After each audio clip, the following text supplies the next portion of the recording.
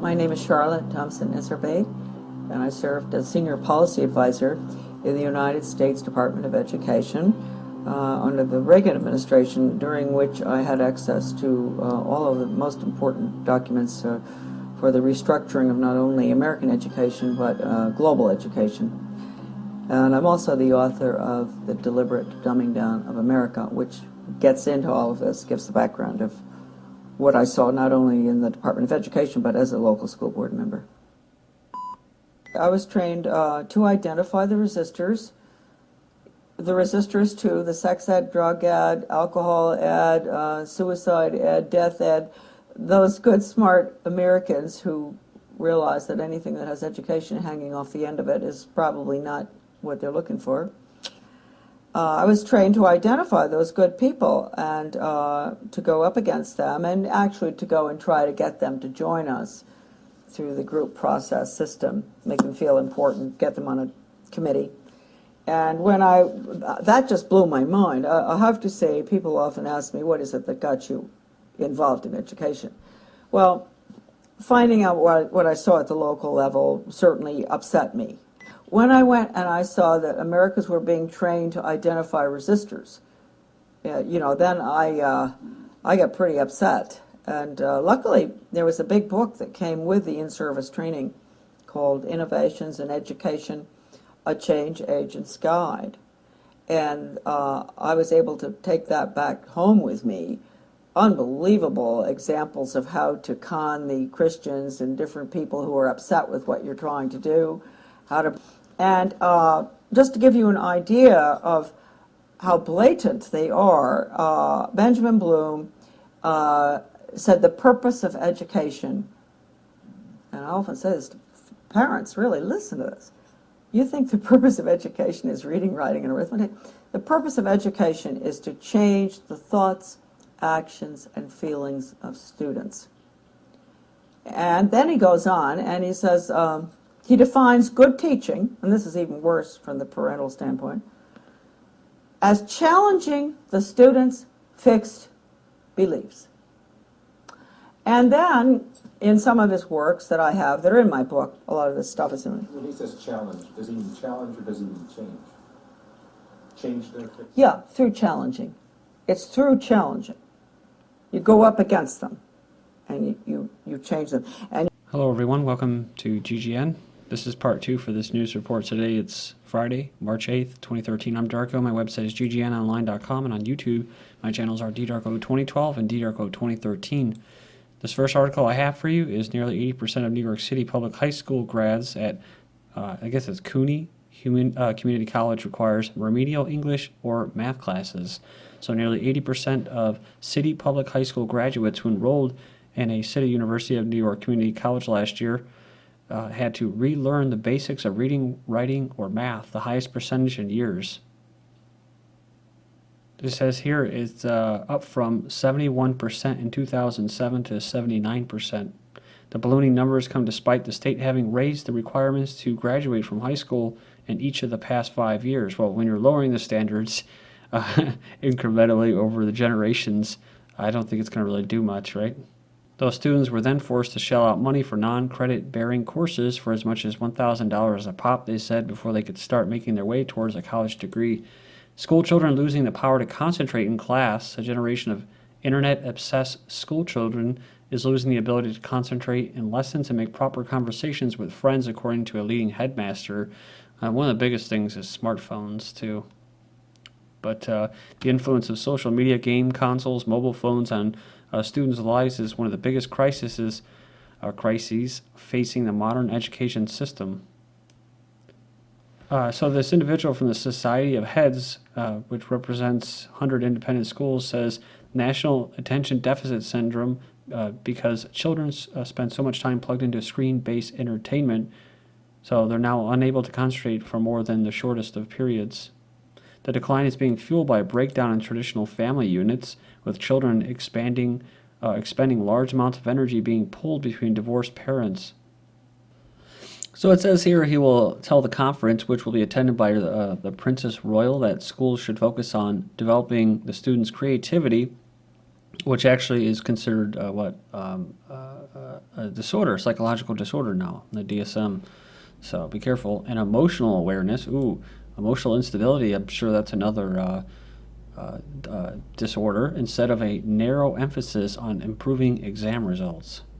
So it's another way of dumbing them down, is by having these exams, right? You just teach the exams to the students so they don't have to actually think. So the Mr. Body suggests that children are also struggling to make face-to-face conversation with their peers because of the influence of social networking sites. Children think that they have friends when Facebook tells them so, but they are losing the art of proper concentrated conversation. They're losing the ability to respond to seeing a need, i.e. empathy, because they are not aware enough that a need is there. So the country that stopped reading. So it goes on there and it talks about a requirement for what? For an ad firm looking for dishwashers, says a secondary school diploma. Years ago, school was not for everyone. Classrooms were places for discipline. So it goes on there. It says that nowadays more children attend school than ever before, but they learn much less. They learn almost nothing. The proportion of the Mexican population that is literate is going up, but in absolute numbers, there are more illiterate people in Mexico now than there were 12 years ago. Even if baseline literacy, the ability to read a street sign or news bulletin, is rising, the practice of reading an actual book is not. Says one reasonably well-educated country, Mexico took the spot, says here, out of 108 countries. This is interesting. They say, how is it possible that I hand over a child for 6 hours every day, 5 days a week, and you give me back someone who is basically illiterate?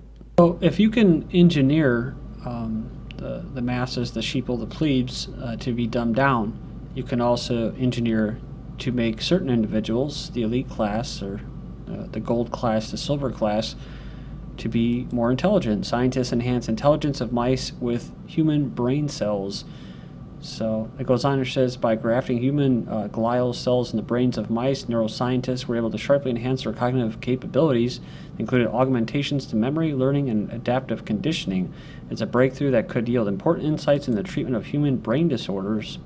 This goes in line with all this other stuff, right? Geneticists discover a way to extend lifespans to 800 years. And this, temporary tattoos could make electronic telepathy and telekinesis possible. These electronic tattoos. And this goes in line with having all these autonomous, quote, autonomous robots and machines that are going to be at the whim, or at the direction, at the order of the human. And this is where it gets into the kind of the split, where, you know, we're talking about singularity, basically. And if the machines are going to take over humanity, basically, just end them. So this is, they're trying to devise this non-invasive means of controlling machines via the mind, techniques virtually everyone might be able to use. So what happens when the machine just says, okay, well, get out of here. We don't need you anymore. Your processing speed is too slow. U.S. soldiers of the future will be genetically modified transhumans capable of superhuman feats. So this is from August 2012. We've already covered this. Just putting it in here to tie it all together. This is what it's for. So it's not going to be for the plebes, the super intelligence and telekinesis. It's going to be for them, the elites, and their kind of under servants. Special Forces and that. Special Forces soldiers drop plan to infiltrate Utah. Army Special Forces soldiers will not infiltrate Utah communities this summer. I'm sure they're going to be upset about that.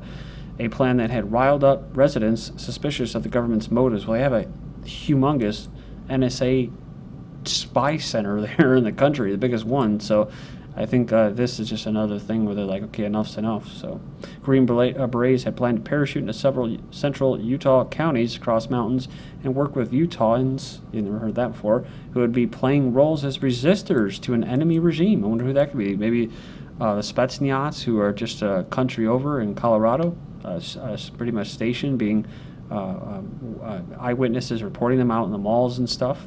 Government wants to expand assassination program to cover associates of Al-Qaeda. So the U.S. government already claims the power to assassinate, indefinitely detain, or torture anyone in Al-Qaeda or its associated forces. In the name of fighting Al-Qaeda or associated forces, or those who support those bad guys, the government has authorized assassinating people anywhere in the world without due process or even a legal charge, including U.S. citizens. So, and of course, detaining them, kidnapping, abducting them, renditions without trial, torturing, including Americans living on American soil, and labeling virtually anyone American as terrorists. Now the government wants to allow targeting associates of Al-Qaeda. So this is from the Washington Post.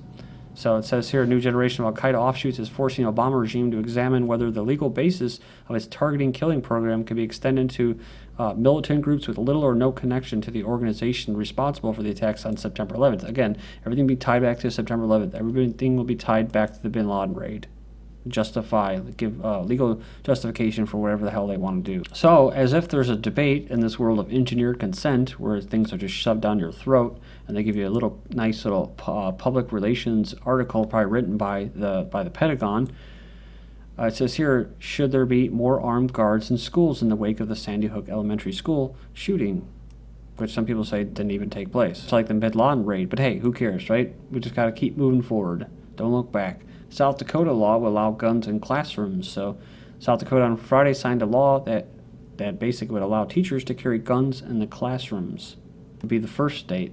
Officer who fired shot in New York high school is suspended. New York Town began assigning an armed police officer to guard a high school in the wake of the Connecticut massacre, suspended the program after an officer accidentally discharged his pistol in a hallway while classes were in session. Manchester police officer shot by fellow officer during college lockdown. So pretty crazy. After about 24 hours after the lockdown was lifted, the community college, the campus seemed back to normal. Lockdown was issued after a student reported seeing a man with a handgun protruding out from his waistband. 4,000 people were under a shelter-in-place emergency, so cower down and hide and don't do anything to defend yourself. So during the fear operation, lockdown, a Manchester police officer was shot in the foot. However, did not shoot himself. It was accidental discharge by another officer. The fear operation was a success, as some students say it was hard to come back to the community college. My parents actually had to convince me to come back to the indoctrination facility. Next up, Cypress High School's student suspended for disarming gunmen. So a student gets 3-day suspension after wrestling away a gun. So there you go. That's what happens when you try to defend yourself. Washington state bill allows police to search students without parental consent. Well, they're already used to having their privacy invaded in their lockers and having cops everywhere. And now these shooter drills, bomb drills. So it's just another step, right? Back in the olden days, where you put your kid in a re-education camp, they can kind of discipline them, I guess. And now with everything being so PC, you can't do that. And now they can't. Now they're taking the authority to the next step and not having just educators discuss with the parents of the students. Now the cops just come in and arrest you, right? We see stories like that all the time now. Truancy Task Force in Texas. They have all these truancy task force because it's vital to keep the future slaves in these re-education camps. The story about the police officer that went to someone's house because they were truant. From to school, we have Be a Victim, cop advice for home invasions. Go check this out. It says Project Veritas visit a police station nationwide and ask law enforcement officials how they could protect themselves in the event of an armed break-in. It says go get some bleach, go get some ammonia. One officer instructed. Yet another officer instructed the undercover journalist to lock yourself in a bedroom and start yelling and screaming. That's actually what they tell on the website down in Texas for students in a shooter drill too. Just lock yourself up, scream and yell. But he's asking about what happens in the 2 minutes that I'm waiting for you, and they don't have an answer for him. So Jersey cop appears to punch woman in the face outside a club. So police are investigating a YouTube video where a woman outside a club in New Jersey appears to grab a police officer who then punches her in the face. Florida may require anger management course before buying ammo. So if you want to buy ammo in Florida, you soon may have to pass an anger management course. So it has some people speechless, but a Florida senator says it will increase public safety.